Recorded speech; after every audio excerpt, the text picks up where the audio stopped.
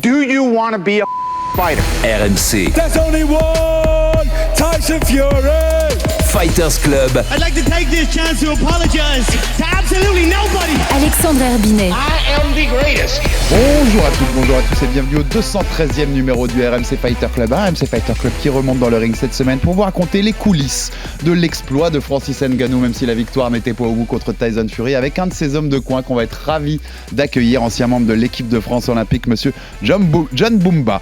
Avec moi pour en parler cette semaine, mon partenaire du Fighter Club, co-présentateur du podcast Au bord du ring avec l'excellent Lucas Bourdon. Monsieur Baba, comment ça va ? Ça va, tranquillou. Et on est donc ravis d'accueillir avec nous. Il était un des hommes de coin de Francis Ngannou contre Tyson Fury, ancien membre de l'équipe de France olympique, je l'ai dit, c'était au JO de Pékin en 2008. Monsieur John Bumba, bonjour. Bonjour. Ça va, ravi de t'accueillir. Super. Eh ben, on va parler des coulisses de l'exploit de Francis, mais bien sûr aussi de ton développement depuis cette belle carrière olympique que tu as eue, John. Il est l'homme qu'on entendait distiller les conseils en français dans le coin de Francis Ngannou face à Tyson Fury. L'un de ceux qui ont aidé dans l'ombre à forger la superbe victoire morale de l'ancien champion UFC face au champion WBC des poids lourds, battu au point mais vainqueur dans les cœurs. Ancien membre de l'équipe de France olympique de boxe amateur, aujourd'hui reconverti dans le coaching, John Bumba est l'invité du RMC Fighter Club pour raconter comment il a aidé le Predator à préparer le défi du Gypsy King avec Eric Nicksick et Dewey Cooper, ses habituels coachs chez Extreme Couture. La victoire ne sera pas inscrite pour le Camerounais dans les livres d'histoire, mais l'exploit reste immense. Bienvenue dans ses coulisses. Ngannou trying to time Fury as Fury set up his own attack. 40 seconds to go in the second. Francis, encore une fois, nous a tous montré ce dont il était capable. That's better. Sharp, top kick. Oh, big shot from Ngannou. Je crois que Francis méritait de gagner. Tyson Fury down against Francis Ngannou. Unbelievable scene. Incroyable ce qu'il a fait. C'est le vainqueur moral, c'est le vainqueur du combat. Il a perdu peut-être le combat de boxe, mais c'est le vainqueur du combat. Oh, big right hand though, and he takes it again, Ngannou. He has shown an unbelievable chin. Je pense qu'Anthony Joshua serait capable de combattre Francis Ngannou. Quand vous voulez, on le fait en décembre, en janvier, on est prêt, on voudrait faire ce combat. Merci à Max Abolin pour cette petite protège. Baba, cette fois, on avait des paroles positives, contrairement à la semaine dernière. Et on entendait à la toute fin la voix qu'on entendait Thomas Desson traduire. C'était Eddie Hearn. C'était ce week-end à Monaco. Il y avait une réunion Matchroom qui a été diffusée sur RMC Sport, notamment la victoire de Souleymane Sissoko, à qui on passe le clin d'œil. Et dans cette réunion, Eddie Hearn donc, a parlé et évoqué la possibilité d'un combat entre Francis Ngannou et Anthony Joshua. On voit, Baba, ce qu'on disait la semaine dernière, que c'est le talk du monde de la boxe aujourd'hui chez les poids lourds, c'est Francis, et tout le monde veut affronter Francis, et Anthony Joshua qui avait dit non. Quand on lui a proposé Francis il y a quelques mois, il avait dit les gimmick fights c'est pas pour moi, et ben finalement c'est un peu pour lui, hein. Il est content, il serait content finalement d'obtenir ce petit combat contre Francis. On va parler de tout ça. John, déjà voilà, on entendait à la prod, je le disais, t'étais pour ceux qui avaient été étonnés quand on a vu la diffusion du combat Francis contre Tyson Fury, on entendait ses conseils distillés en français dans le coin, et c'était toi qui étais dans le coin avec Dewey Cooper, dont je citais Eric Nicksick de Extreme Couture. On va commencer par là, John. Comment t'en viens à être un des hommes de coin de Francis pour cet énorme combat contre Tyson Fury ? Comment s'est fait votre connexion avec Francis ? La connexion pour ce combat s'est fait durant les vacances. Je suis en vacances, tout simplement, en famille. Et puis, Francis m'appelle. Et il me dit « Écoute, John, j'ai besoin de toi, viens me rejoindre dans mon camp. » Vous vous connaissiez d'avant ? Excuse-moi de te couper. On se connaît d'avant, ouais. Francis, je connais depuis qu'il est présent en France.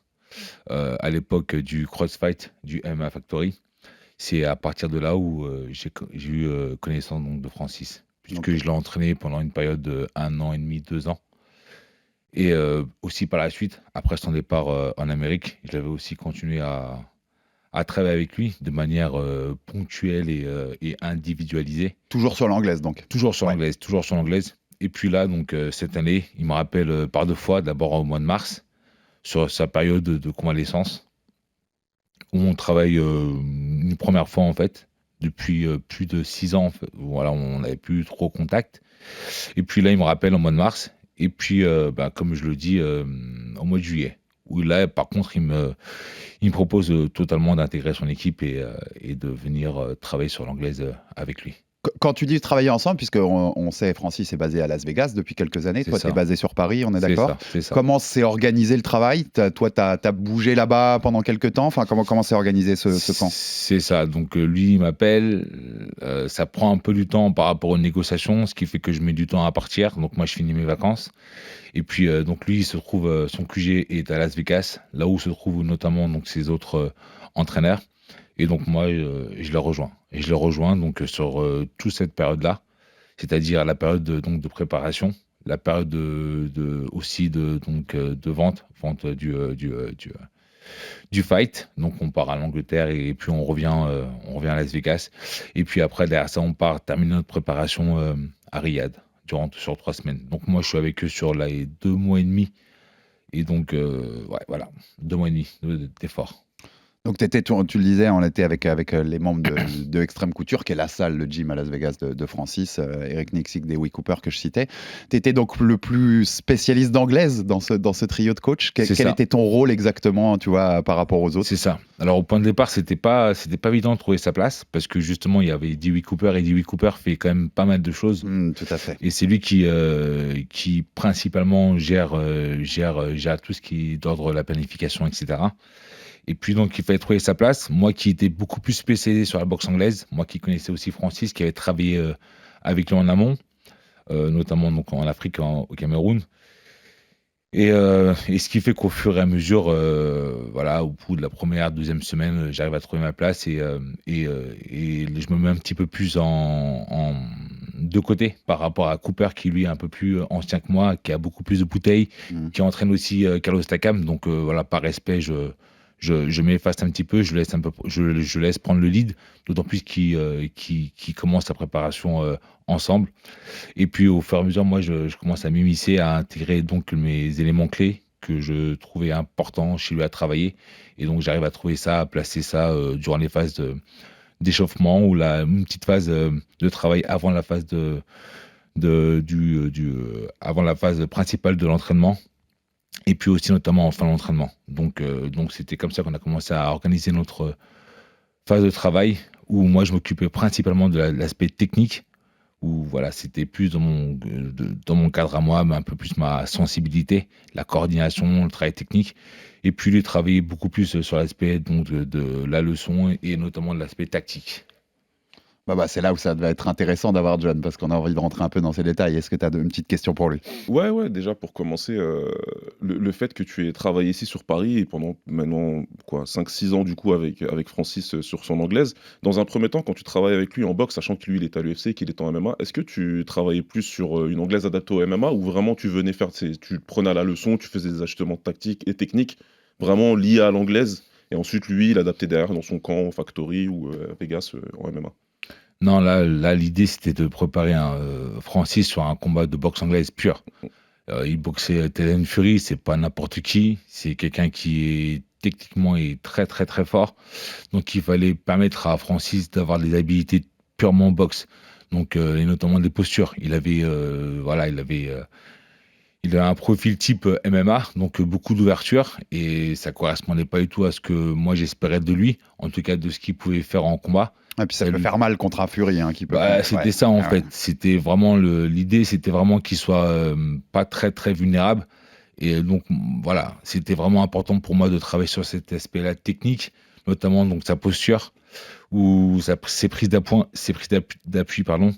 et toute sa gestuelle. Donc ça c'était vraiment important. Donc c'était un travail que j'ai mis en place à chaque début de séance d'entraînement. C'était important, c'est un truc qu'on avait noté, Baba, aussi sur la posture. On avait été impressionné par la posture boxe de Francis contre Tyson Fury. On avait peur que, façon MMA, comme tu le dis, il se jette un peu avec le corps qui se jette en avant quand il essayait d'envoyer ses coups et ses bras arrière. Et c'était pas le cas, il restait bien dans une posture boxe. Ça a été un travail compliqué, long à mettre en place avec Francis. Il y a forcément les habitudes du MMA qui sont là, parce c'est un champion de MMA. Ça a été long et compliqué. Ouais. Compliqué parce que Francis, il se laisse pas driver comme ça. C'était la complication, la première complication. C'est Francis à coacher, c'est pas facile. Et après long, parce que c'est des automatismes qu'il faut avoir, et donc ça demande de la répétition. Et moi, j'étais là pour ça, pour justement chercher à répéter pour que ça puisse devenir des automatismes. Et donc, au combat, ça va. Il s'est franchement bien débrouillé. Il a fait preuve d'une belle prestation technique. Donc, voilà. Apparemment, le travail s'est payé. Le travail avait été bien fait. C'est hyper modeste ce que tu dis, parce que clairement, on s'attendait à ce qu'il ait des problèmes. Il est face à un poids lourd qui se déplace super bien. Tout le monde le sait, Tyson se déplace bien. Il a un management de la distance qui est vraiment impressionnant. Il sait utiliser sa taille, il sait travailler de loin comme il sait travailler de près. Et on pensait tous, moi le premier, c'est pour ça qu'en prod la semaine dernière, je me suis fait un petit peu ramasser. On pensait vraiment que sur les déplacements, ce serait compliqué. Et c'est ce qui a impressionné le monde entier en termes de déplacement, en termes de posture, et de toujours savoir se trouver au ring, de toujours savoir se positionner par rapport à Francis. Et en plus, là, tu vois, tu nous expliques que c'est juste en distillant un petit peu, tu vois, parce que tu as pu trouver ta place dans ce camp en distillant un petit peu, donc c'est du très beau boulot. J'imagine que la satisfaction, elle devait être importante qu'il ait réussi à faire ça sur toute la distance, sur les 10 rounds, parce que tout le monde pensait que ce serait compliqué après au niveau du cardio, comme il se déplacerait beaucoup, et c'était super intéressant. Donc déjà, je voulais te féliciter par rapport à ça, parce que on se demandait tous. C'est pas que la France, c'est pas que Alex et Baba, c'est le monde entier. Se dit comment ça se fait que Francis, en 3 mois, il a pu passer de ce qu'on a vu en MMA dernièrement à c'est un boxeur sur le ring, tu vois ce que je veux dire. Donc, et il finit, comme tu disais, j'avais adoré ta phrase la semaine dernière, il finit comme un boxeur. Il ressemble à un boxeur. Il termine boxeur. Il est du premier round au 10e round, il est boxeur. Il n'est pas combattant de MMA. En tout cas, on n'a pas vu un combattant de MMA dans le ring, et tout le monde s'accorde par rapport à ça. Donc, moi, ma question, c'est comment tu as pu en discuter par rapport avec Doué et avec Doué et Eric par rapport à la suite? Est-ce que tu vas continuer du coup sur ces camps, même si c'est du MMA, pour tous les prochains combats, ou est-ce que c'est juste si jamais Francis refait un combat en anglaise, bah c'est pareil, tu reviendras pour le camp pendant les 3 mois? Alors, par rapport à la suite vis-à-vis de Francis, rien n'est dit, rien n'est acté en fait. Bon, après, Francis, je le connais, puis c'est comme si c'était un peu la famille. Donc, on a un rapport assez fraternel, lui et moi. Donc, voilà, par rapport à ça, je m'en fais pas, et donc, si par la suite il y a un combat en fait qui arrive, et ça va être le cas en fait, puisque c'est dès le premier jour, enfin dès le soir même, on avait déjà des sollicitations de la part des Anglais qui proposaient donc des combats. Et Joshua notamment, ouais. Voilà, des noms.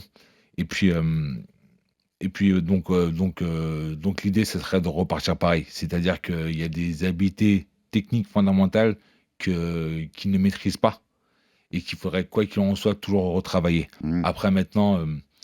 Tu peux aller dans le détail, tu peux nous dire exactement les points sur lesquels il faudra toujours insister. La posture, il y a son appui sur le pied arrière qui ne suit pas, sur lequel il a quand même pas mal de mal. La posture sur son uppercut, où il n'arrive pas forcément à trouver correctement son équilibre, donc à dégager la plus grande force possible. Donc ça crée aussi un déséquilibre. Donc des fois, il risque de tomber. Et donc, et puis par moments, il y a son travail de bras qui n'est pas forcément assez juste et qui le laisse assez découvert. Donc voilà, il y a quelques détails comme ça qui demanderont à toujours retravailler. Et puis derrière ça, on enchaîne sur un autre travail un peu plus spécifique par rapport au boxeur. Notamment face à Fury, où on avait travaillé sur 2-3 séquences de travail bien précises, parce qu'on avait observé qu'il avait des automatismes aussi qui étaient pour lui,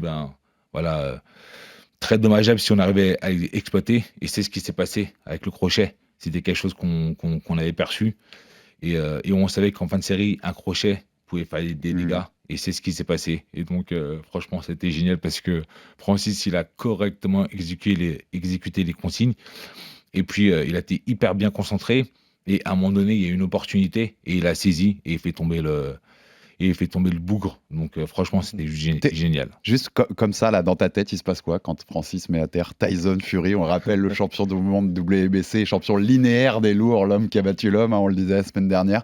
T'es quand même si t'as préparé ça et que tu vas pour, comme tout compétiteur, tu vas pour gagner, il y a quand même un moment où t'es au bord du ring et tu dis waouh, qu'est-ce qui vient de se passer quand même? Tu vois, là, j'en souris parce que j'ai encore les émotions, j'ai encore le moment, et avec Dewey Cooper, nous, on y croyait.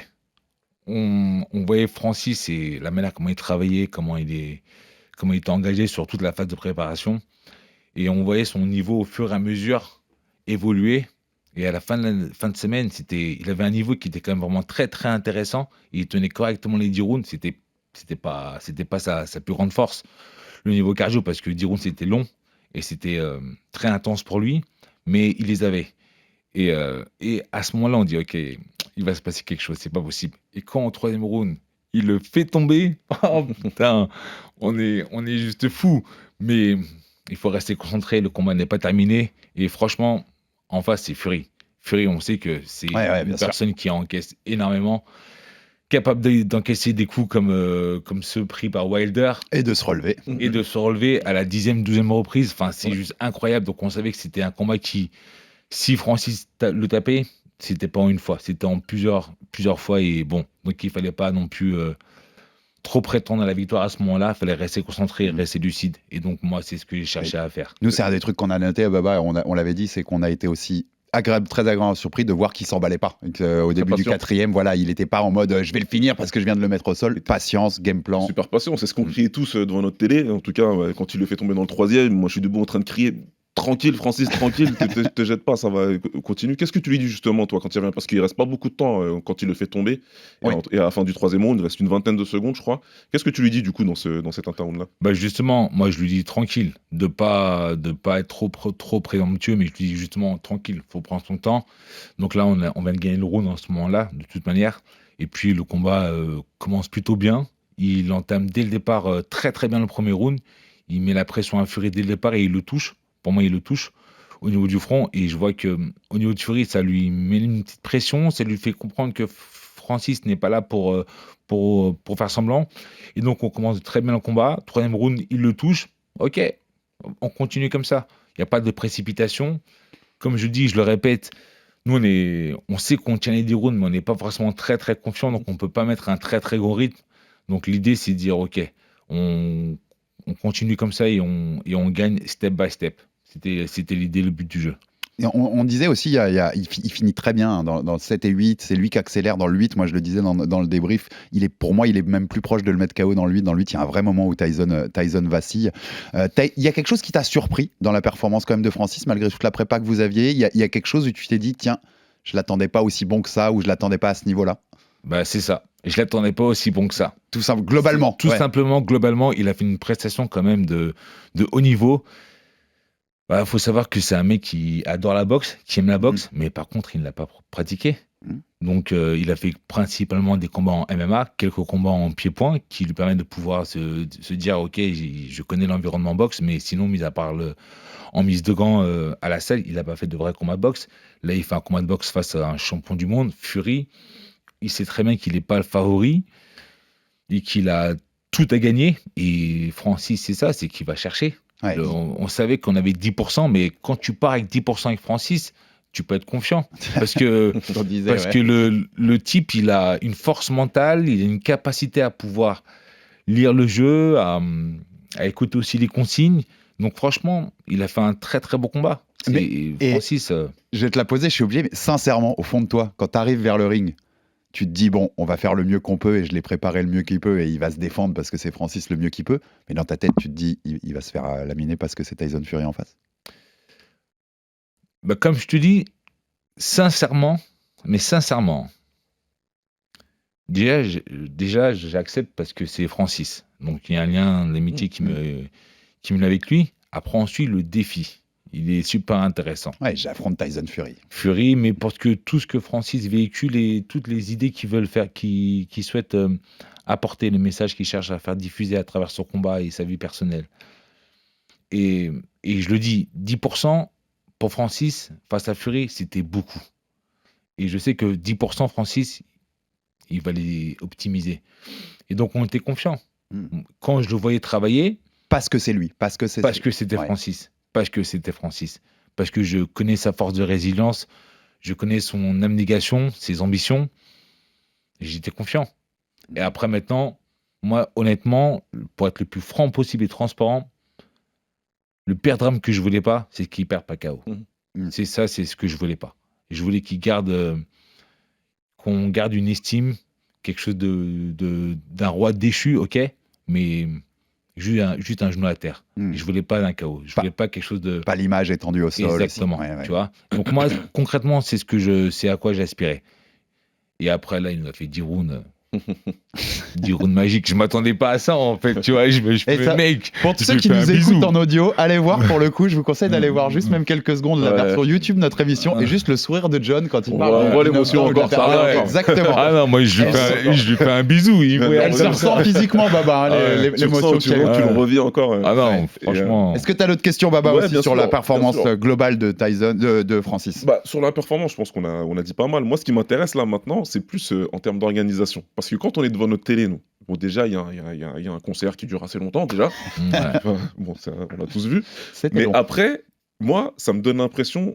Je vais dire un mot fort, mais tranquille. Ça me donne l'impression d'un guet-apens. Pourquoi je te dis ça? Parce qu'il y a Francis qui est là avec toi, avec Eric, avec Dewey, avec Easy et Kamaru, et d'autres mecs du MMA qui étaient là, certes, dans le public. Mais de l'autre côté, ils ont ramené toutes les légendes qui sont encore vivantes de la boxe, qu'ils ont mis dans le couloir pour faire rentrer avec Tyson. Tu vois, là, aujourd'hui, c'est la boxe. Salut, Francis. C'est tout un sport. C'est 130 ans ou 140 ans d'histoire. Qui va t'accueillir dans le ring. Et toi, quand vous voyez tout ça, est-ce que ça vous met un peu plus de pression ou vous êtes déjà vraiment dedans, on ne calcule rien du tout? Non, ça, nous, on l'était pas. Parce que même toi, excuse-moi avant que tu finisses, même toi, en tant que fan de boxe, voir ça, au final, c'est le woo-woo de ta discipline, quoi. Bon, en fait...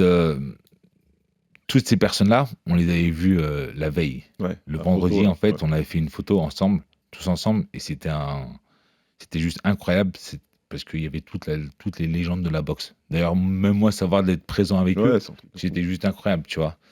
Et après, en ce qui concerne donc le soir du match, c'est vrai qu'on aurait pu avoir une pression, parce que nous, quand on sort du vestiaire, on voit l'équipe de Fury qui nous attend au bout du tunnel.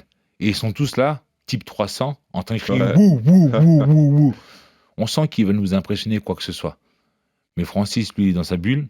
Moi, je crie en réponse à ce qu'ils veulent nous faire, c'est-à-dire cette intimidation. Mais Francis, lui, il est focus, il est concentré, il calcule pas. Et sur tout le long, je le vois, il est concentré. Que ce soit pareil avec Tyson ou Dewey. Et puis, donc, on est tous là et on prend toute l'énergie qu'on reçoit avec le public. Dès qu'on arrive, on reçoit le public. Il y a la mise en scène sur le fauteuil avec Tyson qui enlève la couronne, la musique qui vient avec. On prend tout ça. Moi, je vois Dewey qui vient, qui lève le bras en l'air. Je suis pareil avec lui, je le suis et je lève mon bras en l'air pour la fierté des nôtres, tout simplement. Et puis on prend, et puis on rentre. Et puis derrière ça, t'as Tyson qui arrive, mais on n'est pas déconcentré. Vous êtes dedans. On est dedans. Vous êtes dans le truc. Quelques petites questions rapides, mais qui vont m'amuser pour le contexte un peu de tout ce qu'on a parlé. Mais déjà, on t'a pas demandé. Pour toi, il a gagné, Francis? J'allais demander. Bah ouais. Ça aurait presque dû être notre première question, Baba, en fait. Mais... Bien sûr qu'il a gagné. Bien sûr qu'il a gagné. Je sais pas si t'as entendu. Tu m'avais dit que t'avais un peu entendu notre débrief. Donc nous, on dit que c'est la boxe. Il y a plein de swing rounds. Donc le donner à Francis ne nous paraît surtout pas un scandale. Le donner à Tyson d'un point d'avance n'est pas un scandale non plus, vu la façon dont tu notes la boxe. Mais le vainqueur du combat, c'est bien entendu Francis. Vas-y, je te laisse terminer. C'est bien entendu Francis. C'est-à-dire que tout le monde, le point de départ, ne pensait pas qu'il soit capable de pouvoir faire une prestation pareille face à Tyson Fury. C'est déjà la victoire, en fait. Ouais. Et c'était déjà la victoire. Donc après, voilà, on connaît Francis. Francis, il en veut toujours plus. Mais moi, à titre personnel, j'étais vraiment très, très satisfait parce qu'on avait fait un très, très joli combat. Et il avait fait tomber Fury.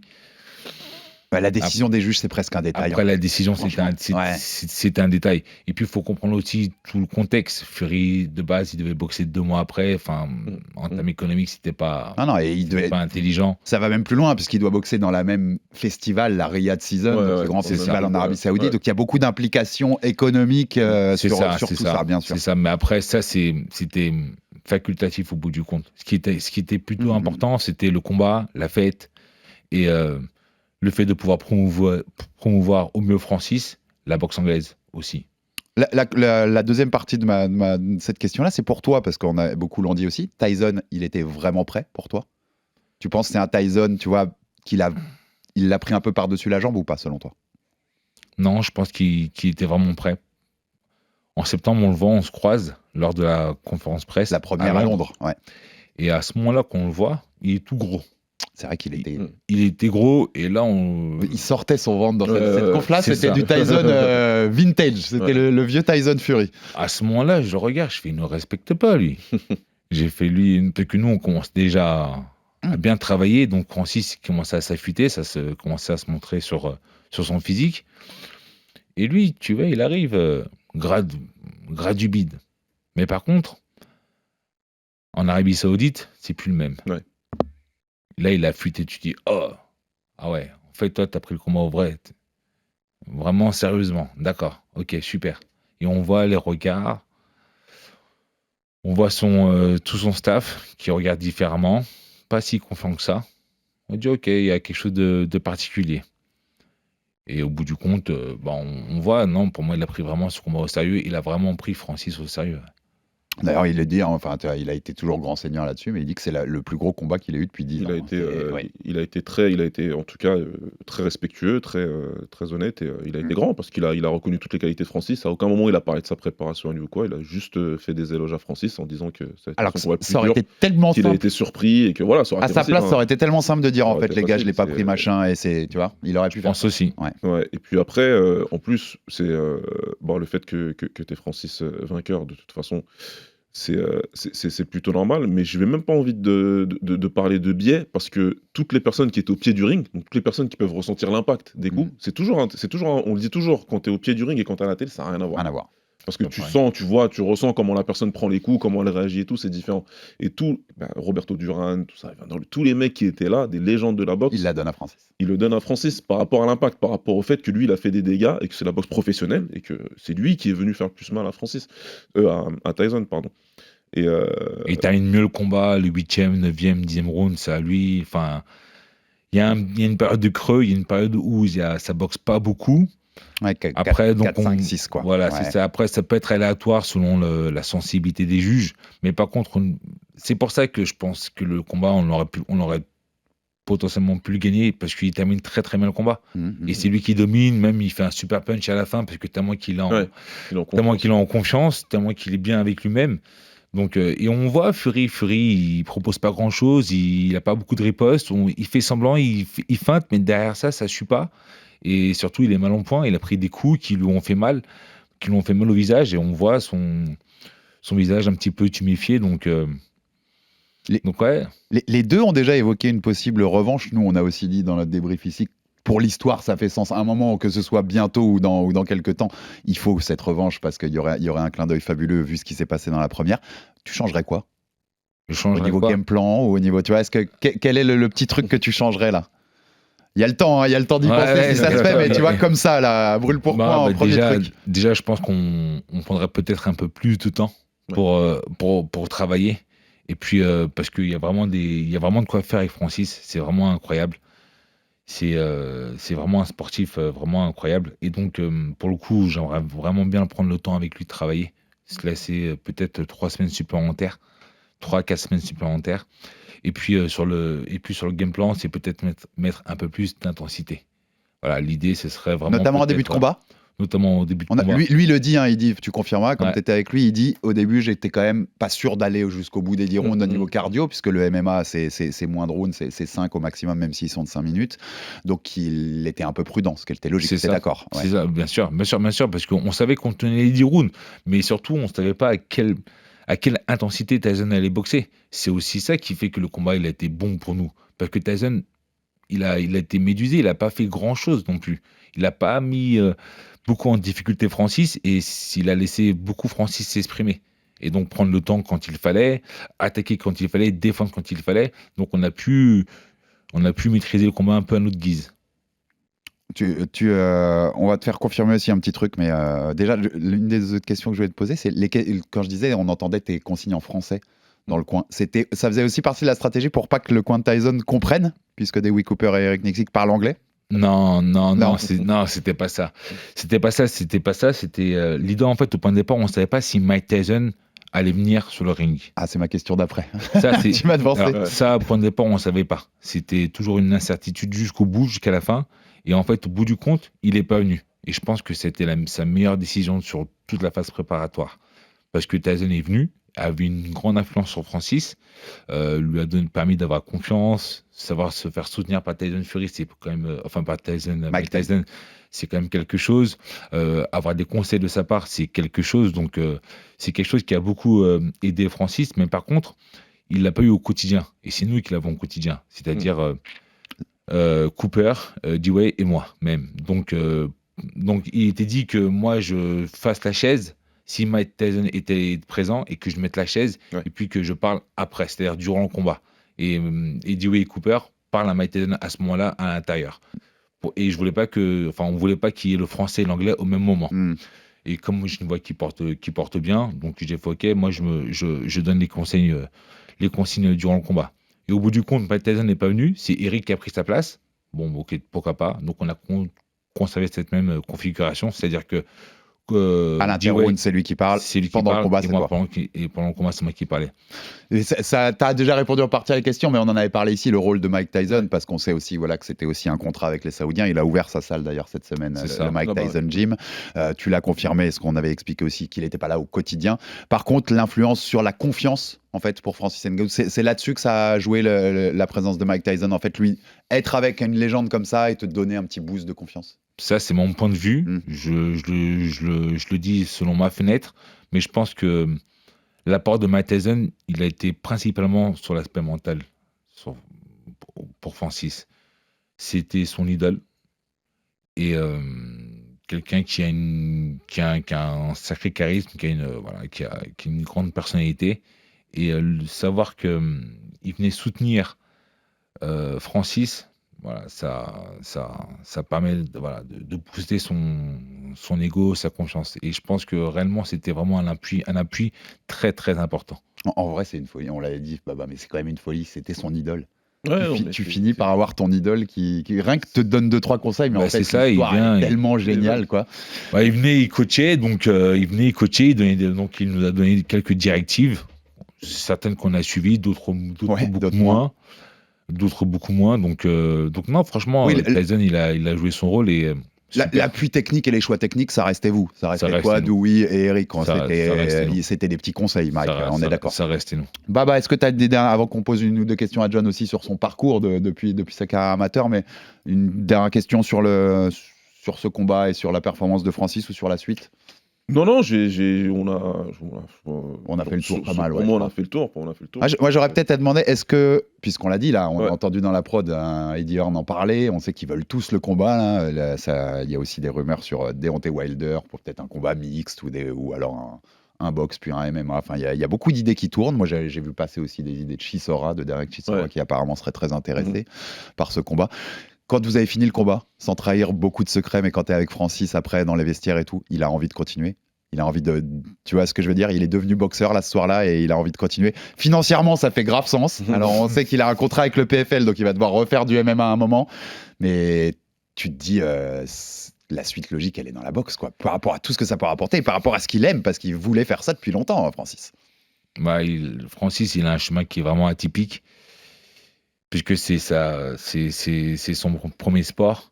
C'est le sport qu'il aurait espéré faire carrière, et donc il n'a pas réussi. Et là, il a cette capacité à pouvoir revenir dans le game, et en plus de meilleure manière. Donc c'est pas une boucle qui se termine là. Non. C'est pas un one shot du tout. Non, c'est pas un one shot du tout. Il a envie de continuer, et ça va se faire. Et parce que pour le coup, on l'a cité dans la prod, mais Joshua, ça fait quand même. Eddie Hearn, ça fait que 3-4 sorties depuis quelques jours où il répète bien ça en boucle à tous les micros possibles. T'as des infos sur ça ou quoi que ce soit? Il y a des choses qui se font en coulisses? Les Anglais sont très intéressés. À cette heure-ci, Francis, je crois que t'en as assez sous-entendu avec cette phrase-là. Et très bankable. Ils aiment le business, ceux qui contrôlent le système à l'heure actuelle, et notamment chez les poids lourds, où ils ont un très gros vivier. Donc il y a des choses il y a potentiellement cette capacité. J'en parlais en ligne là il y a quelques jours, quand j'ai vu tout ça, quand j'ai vu que Eddie Hearn n'arrête pas de parler de lui, que tous les poids lourds et leur maman ont call out Francis depuis 2 semaines, c'est quand même une histoire exceptionnelle qu'aujourd'hui ce soit Francis le boss final du game de la boxe. Parce que les poids lourds, c'est le plus haut. Et c'est lui le boss final. Tout le monde veut boxer Francis. À la fin du jeu, il y a Francis. Mais ça, c'est exceptionnel. Quand même. Et le retournement, il est incroyable. C'est énorme. Ouais, c'est typiquement Francis. Ouais, c'est ça, c'est son histoire, c'est ce qu'elle raconte. Et typiquement pas que là-dessus, on l'a dit tellement. Comme on disait la semaine dernière, ne jamais parier contre Francis Ngannou, quoi qu'il arrive. Jamais. Cheval, surf, ce que tu veux, ce sera jamais Francis. C'est terminé, ça, c'est sûr. C'est sûr. Donc, si tu avais à parier, sans dévoiler de secret, tu dirais que son prochain combat, c'est de la boxe à Francis? Si on devait mettre une pièce? Non, je ne mettrai pas de pièce. D'accord. Les deux sont possibles, quoi. On va voir ce qui va se jouer. Juste un petit mot quand même sur toi, John, parce que c'était hyper intéressant de t'avoir dans ce cadre de ce combat de Francis contre Tyson Fury, mais savoir, voilà, je l'ai dit, j'en parlais de ta participation au JO 2008 à Pékin, quart de finale, tu avais été battu par le futur champion, hein, Rakim Chakiev. Je te le disais en off, j'étais dans la salle, parce que c'est les seuls Jeux Olympiques que j'ai fait dans ma carrière, c'est Pékin, et j'étais dans la salle ce jour-là. J'avais vu ce combat-là. Je sais que tu es dans le coaching maintenant. Raconte-nous un peu quel a été ton parcours depuis le temps de l'équipe de France amateur. Tu avais été champion de France aussi à cette époque-là. C'est ça, moi j'ai fait 8 ans en équipe de France. Donc j'ai fait les Jeux Olympiques de Pékin. Je suis rentré avec la promotion 2004, celle qui était composée de Alexis Vastine, Nordino Bali, Jawad Chiker, pour citer que. Et avec qui j'ai fait les Jeux Olympiques par la suite.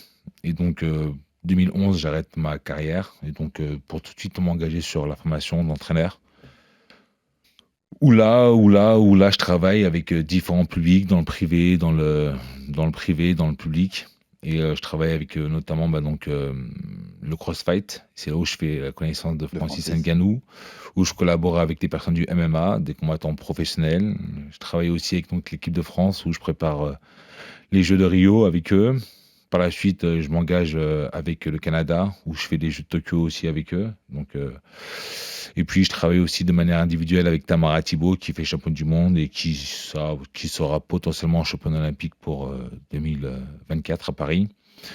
À côté de ça, je développe toutes mes activités autour de la boxe anglaise. Voilà, l'idée aujourd'hui, c'est de digitaliser un peu plus différents contenus autour de la pratique de la boxe anglaise. Donc, c'est ce que je fais. Donc là, je suis en train de monter mon application de boxe qui s'appellera le coach de boxe, et de là il y aura tout plein de programmes d'entraînement de boxe anglaise. Donc pour tous les types de publics. C'est pour tout type de public, oui. Que ça soit du public amateur, récréatif ou amateur compétition, voilà, pas professionnel bien entendu. Et c'est ce que je fais. Et à côté de ça aussi, pareil, j'ai ma Jab Academy, qui est une association avec laquelle on organise donc des combats de boxe pour ceux et celles qui veulent boxer. C'est-à-dire monsieur, madame, tout le monde qui veulent faire un combat de boxe. Et donc, on les prépare avec le BAM L'Héritage, qui sont mes collaborateurs. Au Muro. Ali Alab, voilà, mais la famille, les frères, avec qui on travaille dessus depuis un certain temps. Et on organise donc des petits combats comme ça pour des personnes qui veulent s'essayer la boxe de manière réelle. La carrière pro, ça t'a jamais... Il se trouve que le contexte professionnel en France, notamment chez les poids lourds, elle n'est pas favorable. Oui, parce qu'après, je ne l'avais pas dit, tu étais en plus de 91 kilos. C'est ça. Au JO. Hein. C'est ça. Donc le système, il est assez complexe, et en fait, j'ai pas voulu m'essayer à l'intérieur parce que je pense pas que j'allais m'épanouir. Et parce que tu avais des envies de coaching aussi. J'ai lu des interviews de toi pour préparer l'émission, là où tu disais depuis longtemps, en fait, j'ai cette envie de coaching, même quand j'étais athlète. J'ai longtemps cette envie de transmettre mon savoir, en fait, transmettre cette pédagogie. Donc l'enseignement pour moi est quelque chose de fondamental. Et donc j'ai toujours travaillé là-dedans, que ce soit dans l'animation, que ce soit dans l'éducation sportive, ou j'ai toujours aimé partager. Et donc c'est assez rapidement et naturellement que je me suis engagé très très tôt dans la formation justement d'entraîneur. C'est cool, ça, Baba, aussi mettre ses devoirs, on le sait, c'est souvent hein, dans nos sports, mais les anciens qui redonnent à la nouvelle génération au travers de ces rôles de coach. C'est vital, en France c'est vital, c'est ce qui fait qu'on a toujours su maintenir un bon niveau en sport de combat en France, c'est que la plupart des anciens combattants se sont mis à transmettre. On fait du coaching à plus ou moins haut niveau, mais tout le monde, même si tu vas retrouver un combattant qui a été très bon en pro ou en amateur et qui va avoir une petite salle, tu le sais même pas, mais qui est en train de transmettre, et c'est le meilleur modèle pour moi, en tout cas dans notre pays, pour maintenir notre niveau, et qui fait que tu vois et que ça fonctionne. Et la preuve, dans la plus grande scène possible là, de ces dernières années, on avait un coach français issu de l'école française qui a permis à un combattant de faire la performance qu'il a fait. C'est cool, t'as super raison de le souligner. Il faut aussi en parler dans ce sens-là. Et la semaine dernière, on t'avait pas cité, John, quand on a cité les coachs de le débrief. Et c'était une erreur de notre part. Donc on est content de la rattraper entre ce moment aussi. J'ai lu aussi dans les interviews que je disais pour préparer que tu coachais les pros, ça t'intéressait pas plus que ça. L'expérience avec Francis t'a pas donné envie, tu vois? Voir la lumière et... En fait, comme je le dis, c'est le contexte structurel dans lequel nous sommes, il est pas bon. Il est compliqué pour réellement s'épanouir. Et je pense que le plaisir fait partie inhérente du travail. Et si j'ai pas toutes les conditions, ça va être compliqué de m'engager dans un système professionnel. Donc je préfère m'exporter, partir... dans un endroit où je vais pouvoir m'épanouir. Et avec Francis, c'était le cas, donc c'est pour ça que j'ai pu travailler correctement. Mais on va finir là-dessus, on va ouvrir un peu le débat là-dessus. Je te donne la parole, Baba, aussi dessus. Mais l'état de la boxe en France, selon toi, je l'ai compris un peu dans ce que tu dis, mais je le disais, ce week-end, on avait une belle réunion de boxe à Monaco. C'était organisé par les Anglais. C'est Matchroom qui était derrière, avec un de nos meilleurs représentants, Soulan Siko, qui a obligé d'être avec un promoteur britannique. Christian Mbili, qui est au Canada, on le sait. Alors, il y a l'exception Tony Yoka, parce que populairement, il pouvait rester en France et Canal a essayé de faire le travail sur lui. C'est dur quand même, l'état de la boxe en France aujourd'hui. C'est dur, mais pas que depuis aujourd'hui, depuis les années 2000, donc c'est dur. Nous aussi, on passe pas pro, et pourtant en France, on a une très très bonne formation, tu fais bien de le souligner.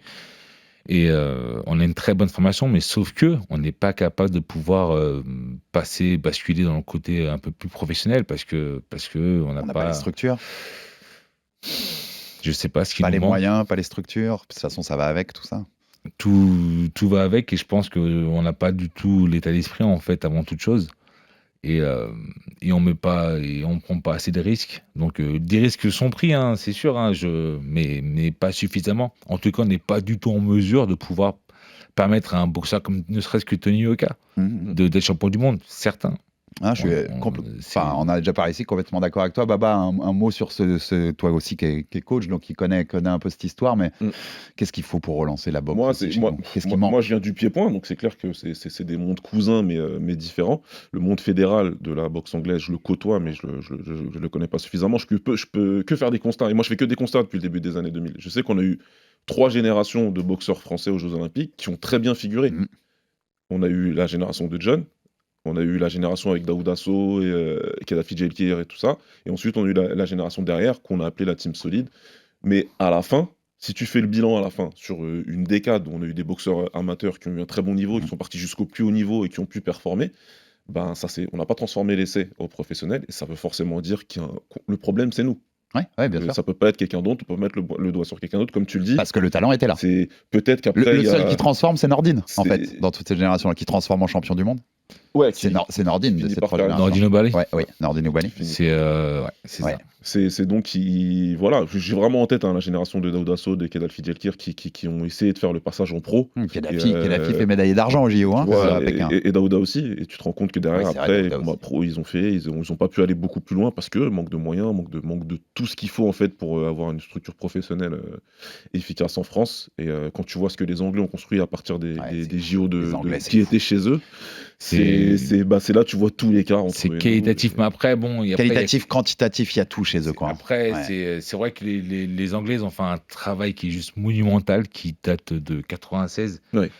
Si vous voulez connaître la genèse de ce produit-là, ça a mis plus de 30 ans, ce travail-là. C'est un travail de longue haleine. Exactement, et donc, or que nous, on voit déjà avant tout à court terme, très court terme, on a misé que sur Tony, malheureusement. Et en plus, on répète encore les mêmes erreurs, puisqu'on signe que Francis, et pourtant, Tony. Et pourtant, il y a de très très grands champions en France, mais qui demandent être aidés, subventionnés, et avoir des partenaires. Et malheureusement, le cas de Nordine Oubali, qui lui est obligé de défendre ses titres mondiaux à l'étranger. Il se met en péril, donc c'est sûr qu'à un moment donné, 1, 2, 3 fois, il le perd. On n'est pas assez fort sur la scène internationale, on n'est pas très fort sur la scène locale non plus. Donc, parce que tu as raison, même si on arrive au bout du jeu, on doit les défendre à l'étranger, chez le mec. Enfin, on n'est jamais en Dans les mauvaises conditions. On n'est jamais en position de force. Après, je pense que voilà, ça doit venir d'un élan collectif, non pas que de la fédération, mais aussi des acteurs. Ça passe aussi par nous, les entraîneurs, les adhérents, aussi le public, à jouer le jeu, à venir à payer les matchs, parce que ça passe par là aussi. Et il y a trop de billetteries qui sont pas respectées, donc c'est un élan collectif, donc c'est une mentalité d'une part, c'est d'un point de vue aussi organisationnel. Il faut qu'on arrive à un peu mieux structurer ça et changer les esprits. En tout cas, on le répète déjà ici assez souvent, mais c'est un cri du cœur. Mais on l'aime cette discipline, on aime ces champions qui sont des athlètes avec des grandes valeurs. C'est ça pourtant. Et que les dieux du sport nous écoutent, mais on aimerait qu'il y ait plus de choses, plus de moyens, plus de possibilités pour ces boxeurs en France, hein, Baba, ça c'est sûr. Ah bah oui, moi si demain j'étais milliardaire, je sais ce que je fais de mon argent. En tout cas, merci beaucoup John pour ta présence, nous avoir raconté les coulisses de cet exploit de Francis contre Tyson Fury. On avait l'épisode débrief, on en a parlé, n'hésitez pas à aller le retrouver sur YouTube ou sur toutes les plateformes.